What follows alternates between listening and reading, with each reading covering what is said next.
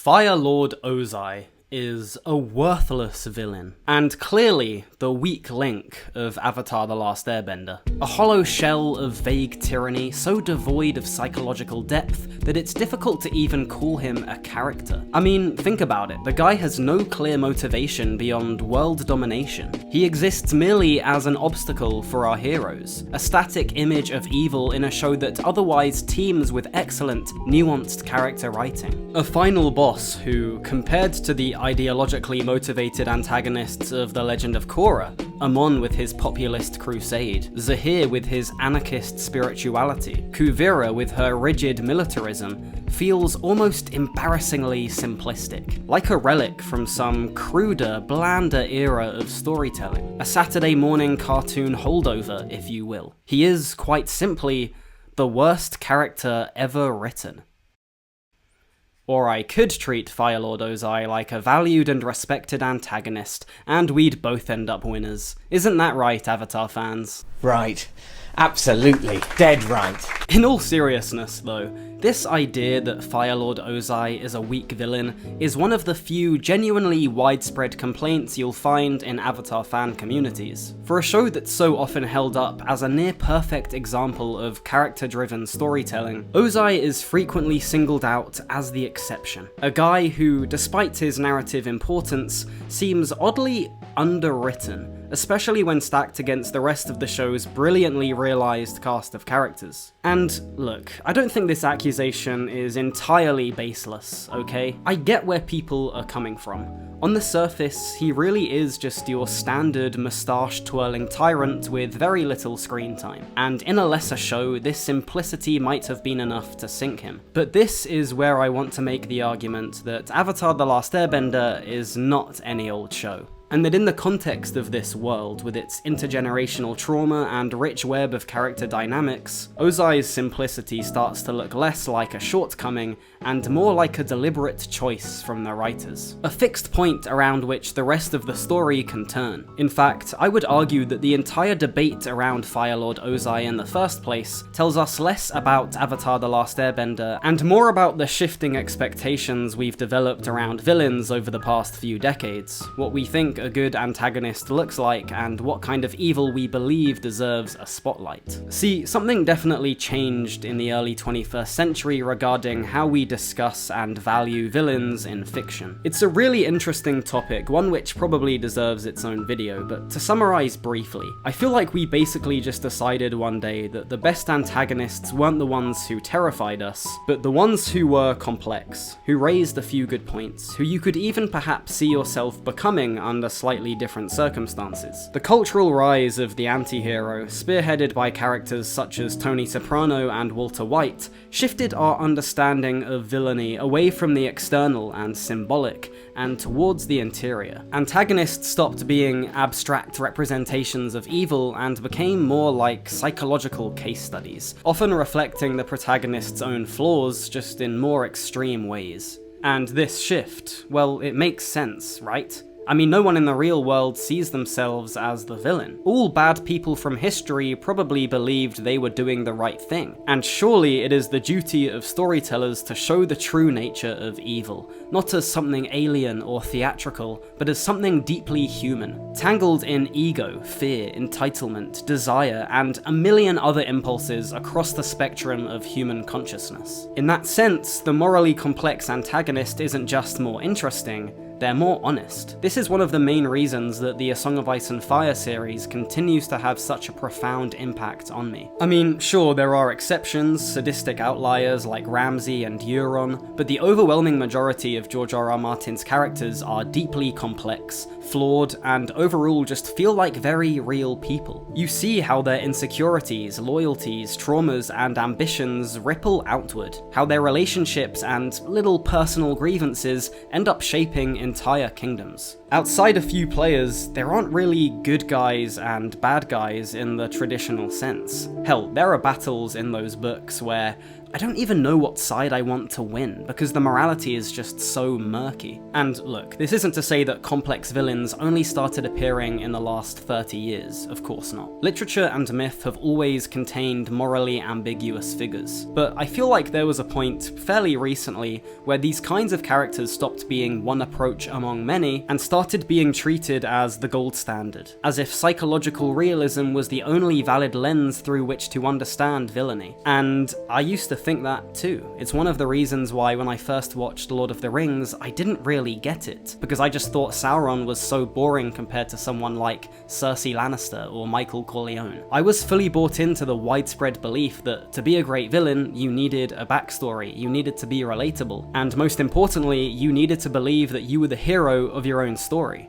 However, over time, I've come to realize that this assumption is just far too narrow. In fact, I almost want to go ahead and call this a rather casual opinion. Because simplicity in a villain doesn't necessarily mean shallowness, just as complexity doesn't automatically make a character more insightful or effective. Surely it depends entirely on what the story needs from its antagonist, what kind of impact they're designed to have, and how well executed they are. And this all brings us back to Fire Lord Ozai. Now, I've always said that Avatar: The Last Airbender's single greatest strength is its characters. From its main cast to the one-off faces who appear for a single episode, almost everyone in this show leaves their mark. There's a reason I still think about Jongjong and Hummer and Guru Patik to this day, why people still point to Zuko's redemption as one of the greatest arcs ever written. The people behind this show knew how to craft memorable characters, and I would argue that Fire Lord Ozai is no exception. I mean, people sometimes act like the writers forgot to flesh him out or something, but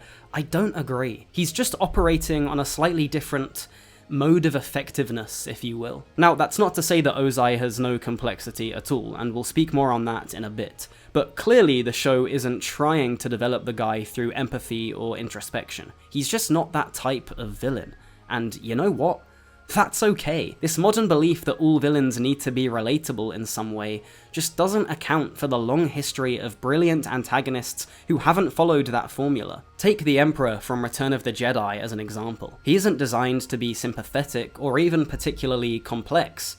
No, he's theatrical, almost camp in his presentation, and yet the character still leaves a huge impact on us because of how carefully he's constructed. You know, the black robes, Ian McDiarmid's over-the-top line delivery, the electric scale of his power, no pun intended, the way he's framed on screen, and the fear with which other characters speak about him. And for me, Fire Lord Ozai functions in a similar way. I think the decision to withhold the character's true appearance and to present him only as a towering silhouette for the first two books was an absolute masterstroke, as it allows him to be built up as this mythic, terrifying figure. For 40-odd episodes, we see Ozai purely through these distorted angles. Fire Nation propaganda, Aang's visions/nightmares, and of course, most importantly, Zuko's traumatic backstory. In fact, so much of Ozai's presence in the show is shaped by his relationship with his children. It's one of Avatar's most important and well-executed narrative threads, to the point where we don't even really need to see Ozai's political strategy or public leadership. Everything we need to know about the guy can be seen through the emotional and psychological damage he has inflicted upon Zuko,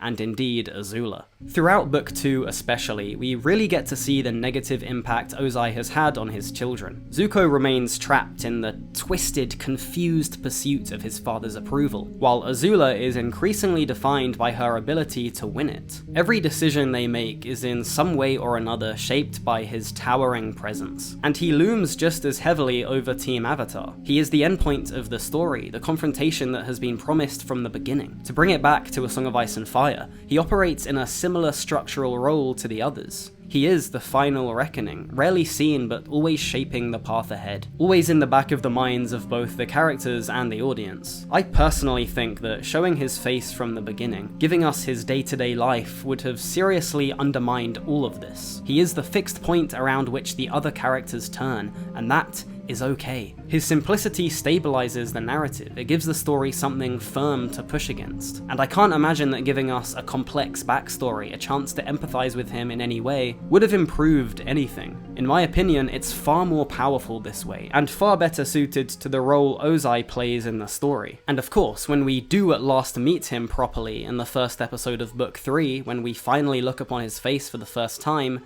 it's an incredibly chilling moment. Yes, because of the anticipation that has been built up over the last 2 seasons, but also keep in mind, this entire scene is from Zuko's perspective, placing us in the poor kid's shoes and reframing the reveal as this deeply intimate and quietly terrifying encounter. And can we please discuss the vibes of Fire Lord Ozai? I know it may not sound as intelligent as his structural role or his relationship to other characters, but in my opinion, it's just as important. Aura matters, people, especially with villains like this who are defined more by presence than personality. When we finally look upon Ozai, his design is kind of ordinary. He's clean-cut, composed, and conventionally attractive, without any exaggerated features to mark him as particularly villainous. His costume follows the same principle, formal, symmetrical, high-collared, with rigid lines and restrained ornamentation. But it is this restraint which makes him so unsettling. The simplicity of his look, especially in contrast to the scale of his control, makes him feel more dangerous, not less. And then of course there's his voice, delivered by the GOAT Mark Hamill. Ozai speaks with clarity and control, his tone low and deliberate, but there's also this slight edge to it, a quiet intensity running through every line, calibrated to project total authority. But also, when the moment calls for it, Hamill can lean into a voice more overtly menacing but just as impactful, like in the climactic duel with Aang.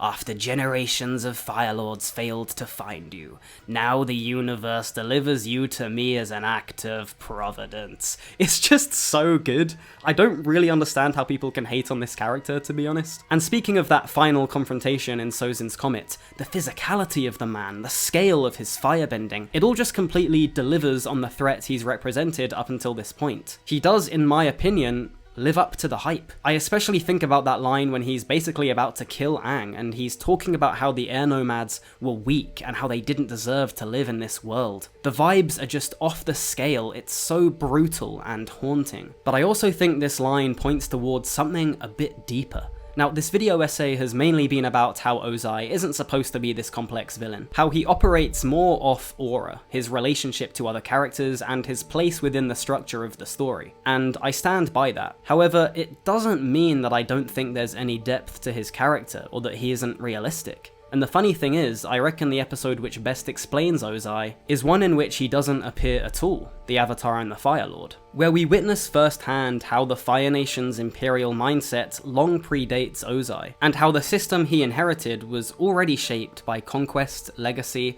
and a fear of decline. See, I don't think Ozai was born evil. He's a product of the same conditions that shaped his children, raised in a political culture that rewards power and punishes hesitation, trained from a young age to read compassion as weakness. He was born second in line, well behind Iroh in both age and influence, and it's implied that he spent most of his early life on the margins of Fire Nation succession. His marriage to Ursa, Roku's granddaughter, is strategic, not affectionate. His relationship with Azulon, his father, is transactional at best. And when he oversteps, he's not merely reprimanded, he's punished with a command to sacrifice his own son.